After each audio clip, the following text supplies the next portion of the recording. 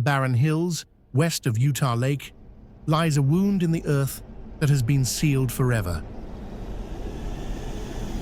A grave, not in a cemetery, not in a churchyard, but 400 feet deep, inside a labyrinth of stone where a 26-year-old man took his final breaths. His name was John Edward Jones, and what happened to him over 27 hours in November 2009 is considered by many to be one of the most terrifying deaths in recorded history. John Jones had everything to live for. A medical student at the University of Virginia, studying to become a pediatric cardiologist. A devoted husband to his wife Emily. A father to a 1-year-old daughter named Lizzie. And in his wife's womb, an unborn son he would never meet.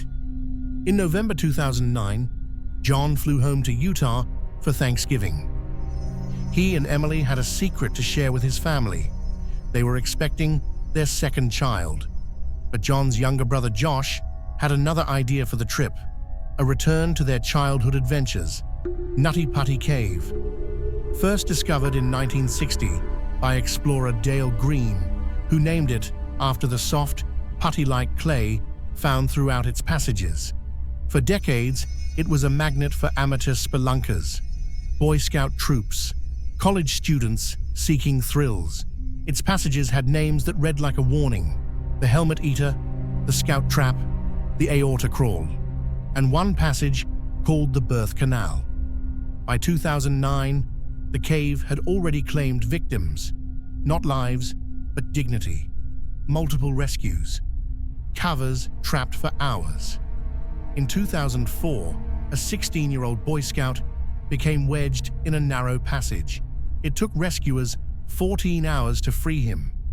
Less than a week later, another person got stuck in the same area. Authorities closed the cave. For 3 years, it sat silent. Then, in May 2009, they reopened it, with permits, with restrictions, with a new management plan. 6 months later, John Jones walked inside. November 24th, 2009, 8:00 p.m., the night before Thanksgiving. John, his brother Josh, and 9 friends descended into Nutty Putty. For the first hour, everything was routine. They explored the big slide, the cave's largest chamber, laughing, reminiscing about childhood adventures. Then John, Josh, and 2 friends split off from the group. They were searching for the Birth Canal, a notorious squeeze that opens into a larger chamber beyond. But parts of Nutty Putty remained unmapped, and in the darkness, passages can look identical. John crawled into what he believed was the entrance to the Birth Canal. He didn't know he had entered an unmapped section near an area called Ed's Push. The passage narrowed, but John pressed forward, believing the turnaround was just ahead. Then, the floor dropped away, a vertical fissure, barely 10 inches wide, 18 inches high, the size of a clothes dryer opening. John went in head first. He exhaled, compressing his chest to fit through. And when he inhaled again, his chest expanded, and he became wedged, upside down, at a 70-degree angle, one arm pinned beneath his chest, the other pressed against his side. He was trapped, 400 feet from the cave entrance, 100 feet below the surface, in a position that was slowly killing him. Josh found his brother first. He grabbed John's ankles and pulled. John didn't move. He only slipped deeper into the crack. With shaking hands, Josh crawled back to the surface to call 911.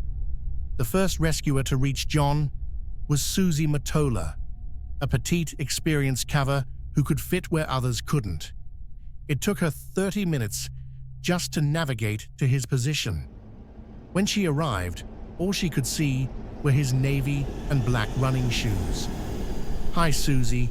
Thanks for coming, but I really want to get out." Over the next 24 hours, 137 rescuers would attempt to save John Jones.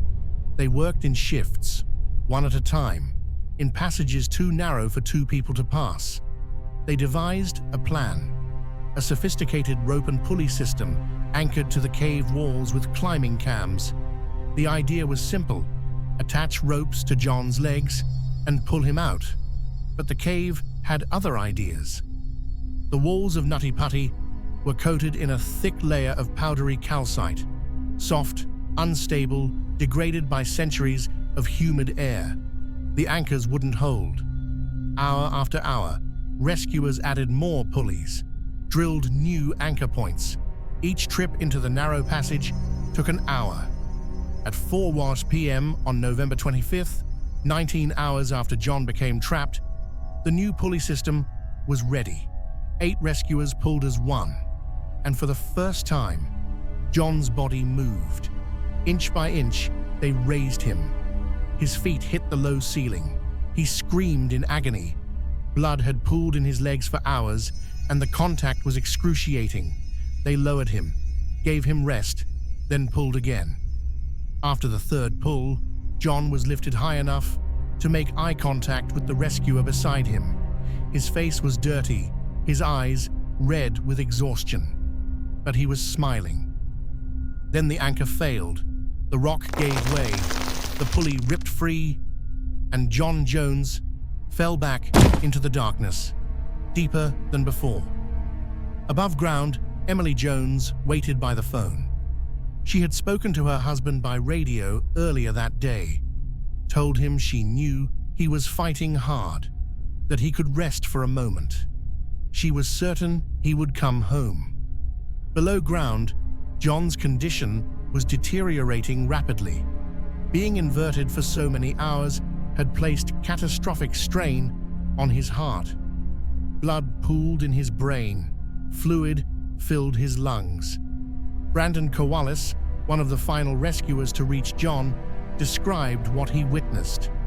He was in and out of consciousness, talking about seeing angels and demons. A radio was lowered so Emily could speak to her husband one last time. She told him she loved him, that she believed in him. John didn't respond. At 11:52 p.m. on November 25, 2009, after 27 hours trapped upside down in a space the size of a coffin, John Edward Jones was pronounced dead. The official cause, cardiac arrest, brought on by the prolonged strain of his inverted position. He was 26 years old. Rescuers determined that recovering John's body was too dangerous. The angles were impossible, the passages too unstable. And so his family made a decision. They asked that Nutty Putty Cave become his tomb. On December 3, 2009, authorities sealed every entrance to the cave with concrete. The passages were collapsed. The opening was filled. John Jones remains inside, alone in the darkness, forever. 7 months later, Emily gave birth to their second child, a boy. She named him John. She has since remarried, raised 4 children, built a new life from the wreckage of that November night. But she returns to the sealed mouth of the cave when she can, to the place where green moss and ferns once grew from the humid air rising from below. Today, there is only concrete, a plaque, and the memory of a man who went into the earth and never came back. John Jones's story has been viewed over 16 million times online. It remains one of the most discussed caving tragedies in history. His family asks that those who watch remember not just how he died, but how he lived.